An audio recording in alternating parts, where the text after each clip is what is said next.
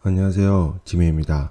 오늘 할 내용은 경매물건 분석 주거 게시판에 있는 무상거주 확인서는 만능이 아님이라는 글에 대해서 보도록 하겠습니다. 무상거주 확인서라고 많이 들어보셨죠? 물건지에 대항력이 있는 세입자인데 무상거주 확인서를 제출했을 때 대출이 잘 됐던 시절이 있었던 거죠. 그래서 이 현재 전입자는 무상으로 살고 있기 때문에 대출을 해도 된다. 뭐 그런 확인서라고 보시면 됩니다. 일단 물건인데요. 성남시 분당구에 나와 있는 물건인데요. 일단 보다시피 좀 미납이 있습니다. 그래서 좀 내용을 살펴보면 제가 이 글을 쓸 때 당시에는 세 번째 낙찰되기 전이었었는데 당연히 유찰될 거라고 생각을 했었는데 5명이나 입찰돼서 또 낙찰이 되었었습니다. 그래서 이거에 대해서 좀 글을 내용을 쓴 건데요. 이 물건의 경우에는 등기부를 봐보면 전입신고 전입자 무상거주 확인서를 제출했다는 전입자가 2006년도에 전입되어 있고요. 그 다음에 근저당은 2012년도에 되어 있습니다. 그럼 늦죠. 그래서 근저당 설정 당시에 무상거주 확인서를 제출했다면 대출이 일어났을 것입니다. 자, 근저당 내용을 살펴보면 22억이라는 참 큰 금액입니다. 이 물건이 그때 당시 감정가가 7억이었으니까 7억이었는데 22억이나 늘어날 수가 없겠죠? 당연합니다. 이거는 공동담보로 인해서 이렇게 대출이 일어난 겁니다. 공동담보 총 3개의 공동담보를 했고 그 중에 하나는 일부 포기가 된 상태에서 근저당이 설정이 되는데요. 그러므로 그냥 전부 다 잡혔다고 보면 됩니다. 세개 물건에 22억이 있으니까 이 물건의 감정가가 7억이니까 전부 다 풀로 잡은 상태라고, 대출을 풀로 잡은 상태로 보여주면 됩니다. 일단은 그 지지 옥션의 경우에 이런 제보 내용이 하나 뜬 게 있었는데요. 내용을 봐보시면 제보자는 SBI 저축은행입니다. SBI 저축은행은 근저당권자입니다. 근저당권자가 확정채권 양도로 받아서 SBI 저축은행이 된 상태에서 SBI 저축은행이 제보를 했는데요. 자, 채권자가 임차인 배제 신청 무상거주 확인서를 법원에 접수를 했답니다.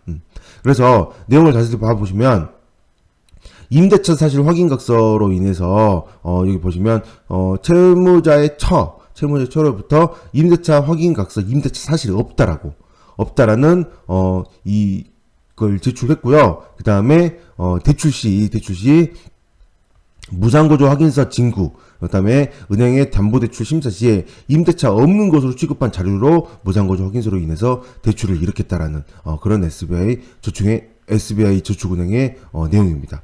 그러나 밑에 보시면 김씨, 세입자 김씨는 보동서를 접수를 했고요. 무상거주에 대한 의견을 법원에서 볼 때 이 무상거주인 이 김씨와 세입자 김씨와 소유자의 강씨는 이종사적 관계이고요. 그 다음에 여기 보시면 제출했습니다. 그런데 이제 SBI 저축은행 측에서는 무상거주를 계속 제출했음에도 불구하고 계속 주장할 시에는 민형사상 광고를 하겠다. 뭐 이런 내용들이 있습니다. 그러므로 이 내용만 봐서는 이 세입자 김씨는 이종사적 관계에다가 무상거주 확인서를 제출했기 때문에 임차인이 아니다라고 주장을 하고 있는 거죠. 주장하고 있다라는 그런 거에 대해서 강력하게 미성년자 수사를 검토하겠다. 이렇게 SBI 저축은행에서 제출한 겁니다. 중간에 내용을 또 하나 보시면요. 이런 내용이 있습니다. 여기 보시면 김씨에게 현관에 제출했으나 임차인 김씨는 채무자 고씨 세대와 자기 세대를 합쳐서 두 세대를 같이 살고 있다고 합니다. 평소 50평이죠. 50평에서 두 세대가 같이 살고 있고 임차인은 이라고 주장하는 김씨는 2억 2,800만 원의 보증금에 살고 있다라고 내용을 하고 있습니다. 그래서 이렇게 세입자가 맞다라고 주장을 하고 있고 소유자의 처는 임대차 사실 확인가서를 해서 아니다라고 이런 내용을 주장하고 있습니다. 즉 한 집에 두 세대가 살고 있는데 소유자의 처는 확인각서 임대 사실 없다라는 내용을 제출했고 임차인 김씨의 경우에는 본인은 이종사적 관계가 맞지만 자기는 세입자가 맞다라고 주장을 하는 서류가 접수된 상태입니다. 이 상태에서 제일 처음에 한번 먼저 낙찰이 되었는데요. 이때 불허가 되었습니다. 이 내용을 봐보면 최고가 매수의 신고인이 직접 불허가 신청서를 제출했습니다. 이거를 보셔야 됩니다. 이거를 신청을 했다는 겁니다.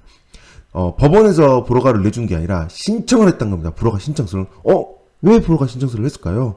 왜? 그리고 나서 임차인이 김씨가 보증서를 제출했는데 이때 자기는 임차인이 맞다라고 주장한 보증서를 제출했다는 서류가 접수됐던 내용이 나와 있습니다. 자기는 임차인이 맞다라는 거죠.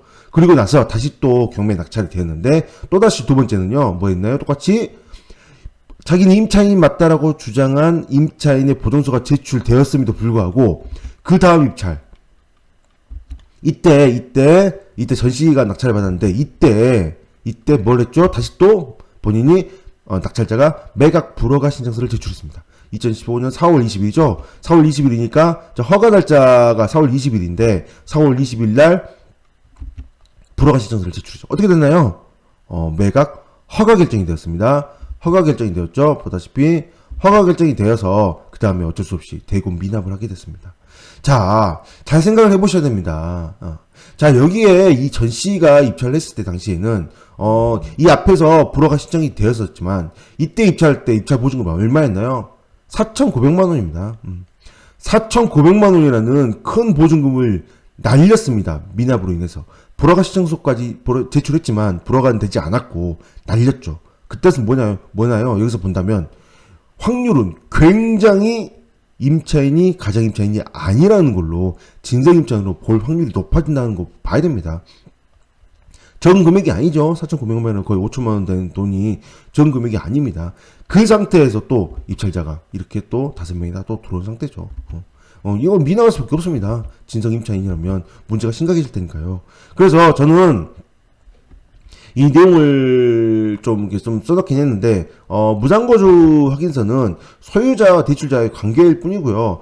이 두 사람 간의 관계에서 돈을 오가고 있다는 뭐 자료라든가 이런 것들은, 각각, 고민을 해야 되는 내용들입니다. 오히려 이 물건의 경우에는 한 번의 미납, 보나마나 이것도 미납을 하겠죠. 한 번의 미납, 두 번의 미납으로 인해서 굉장한 이 한 번의 미납 이때는 4,900만 원이 2배죠. 1억이죠. 약 한 1억 조금 안 되지. 1억 4천? 이게 뭐지? 4,900만 원 2배니까요.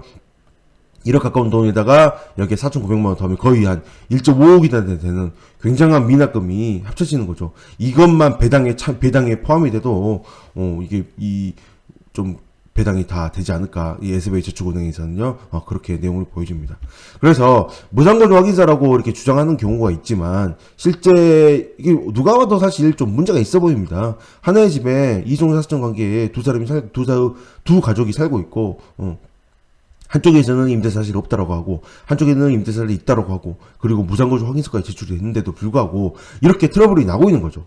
진실이냐 아니냐가 중요한 게 아니고요, 문제는 뭐냐면, 이 집에 대해서 낙찰을 받았는데 진실이냐 아니냐와 이 SBH저축은행과 세입자와 만약에 법원 다툼이 일어난다면 시간이 많이 걸리게 됩니다. 시간이 많이 걸리는 동안 내가 이 물건을 명도로 할 수가 없게 되는 거죠. 문제가 생기게 됩니다. 굉장히 계속 대기가 되는 상태일 때니까요. 만약에 대출을 받는다거나 그런 상황이라면 굉장히 시간이 많이 걸리거나 또는 낙찰을 받았는데 매각 허가 결정이 나지 않고 계속 늘어진다면 입찰보증금도 계속 대기해야 되는 상태가 될 수도 있다라는 거죠. 즉 무상거주 확인서로 인해서 세입자가 기다 아니다 얘가 초점을 둘 수도 있겠지만 그뿐만 아니라 소송으로 인해서 굉장히 시간이 많이 걸릴 수 있고 언제 이 물건이 해결이 될지 알 수 없다라는 그런 상황도 보이시므로 그러니까 고려를 해서 입찰을 해야 된다는 거죠. 단순하게 기다 아니다라만 보면 내가 뭐 당장 해결할 수 있는 그런 상황이 아니라면 좀 더 지켜봐야 되지 않을까 싶은 생각을 해봅니다. 물론 여기에 낙찰자는 이제 뭐 추후에 시간 지나서 낙찰이 되었는데 낙찰자 같은 경우는 뭐 인수가 되든 인수가 안 되든 현재는 집값이 많이 올랐을 테므로 오히려 좀 더 좋은 상황이지 않을까 싶은 생각도 들지만 이때 당시에는 무상거주 확인서 하나만으로 판단할 수 없기 때문에 그것만 있다라는 거 하나만으로 무조건 세입자가 아니다라고 볼 수는 없다는 겁니다. 세입자 스스로가 이렇게 자기가 계속 세입자라고 주장한다면 굉장히 오래가는 일이 생길 수 있으므로 조심을 하시기 바랍니다. 오늘 여기까지 하겠습니다. 감사합니다.